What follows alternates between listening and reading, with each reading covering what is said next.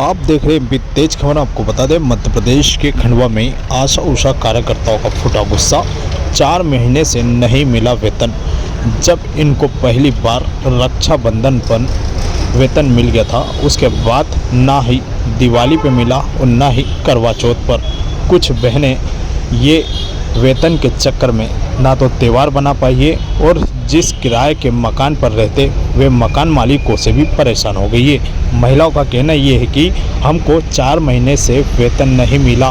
काफ़ी महिलाएं ये वेतन को लेकर परेशान हो रही है। इसी मामले को लेकर आज कलेक्टर ऑफिस पहुंची, जहां पर कांग्रेस के नेता प्रतिपक्ष मुल्लू राठौर ने इस महिलाओं को लेकर कलेक्टर ऑफिस में ज्ञापन दिया गया है, क्योंकि इस पर जल्द से जल्द निराकरण हो और इस मातृशक्ति को वेतन दिया जाए। सर हम कहाँ से करें?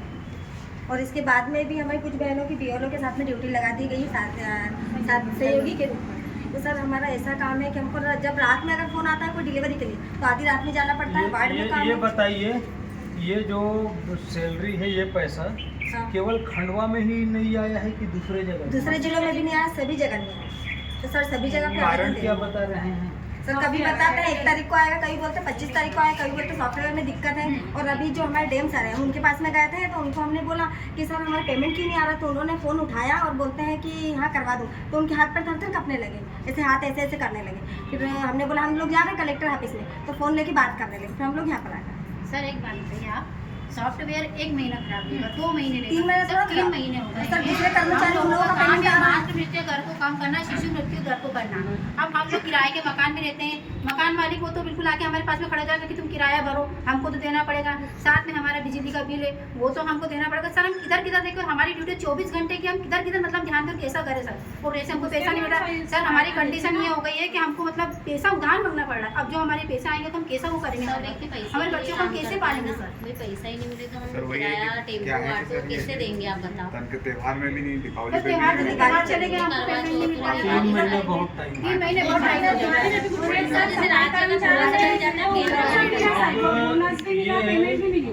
लेकिन ये इसका निराकरण शासन स्तर का काम है, क्योंकि दूसरे जिलों में भी नहीं हुआ है।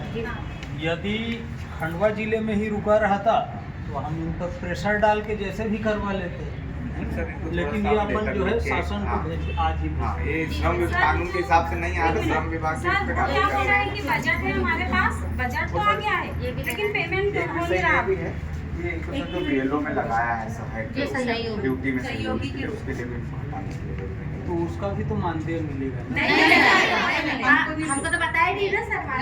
वो हमसे ना तो हमसे इस बारे में पूछा गया, ना तो कुछ बोला गया, डायरेक्ट हमारी ड्यूटी लगा। सर देखिए ये है ना, तो वैसे इसको एसडीएम साहब को जाके दें, क्योंकि वो निर्वाचक रजिस्ट्रीकरण उनके पास है। ठीक है। हम सभी बहनें हम इसलिए यहाँ पे कलेक्टर हमको 3 महीने से मतलब जो हमारा मानदेय मिलता है, सिर्फ अब 3 महीने में हमको 4,232 रुपये मिले हैं। अब हमारा दिवाली का त्यौहार चले गया। हमारी बहनें इसमें कुछ ऐसी है जो विधवा है, तलाकशुदा है, किराए के मकान में रहती है, स्वयं मतलब घर चलाती है।